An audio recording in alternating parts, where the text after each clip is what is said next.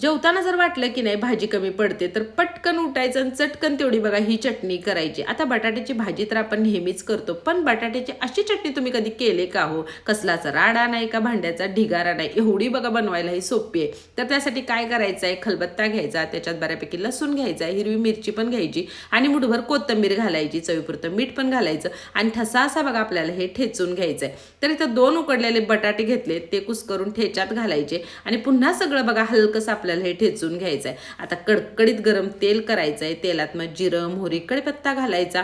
मस्त हे तडतडलं की नाही की चमचावर लाल तिखट घालायचं आहे आणि हा चरचरीत तडका आहे की नाही बघा तो आपल्याला चटणीत घालायचा आहे, मिक्स करायचा आहे. वरून मस्त असा बघा लिंबू पिळायचा. तर अगदी झणझणीत अशी बटाट्याची चटणी बघा तयार झाली. आता तुम्ही म्हणाल मग सरळ बटाट्याची भाजीच करायची की, पण अगदी 5 मिनिटात ही चटणी तयार होते. चपातीवर मस्त अशी ही चटणी घ्यायची, रोल करायचा आणि इकडं का तिकडं बघायचं नाही, दणका द्यायचा. दुसऱ्या भाजीची सुद्धा बघा गरज नाही. तर माझ्याकडे ऑडी निरपचा हा पेपर होता, त्याच्यात हा चपातीचा रोल मुलीनं पॅक केला आणि ती शाळेत घेऊन गेली. नक्की करून बघा आणि जाता जाता की नाही तेवढं सबस्क्राईब करा.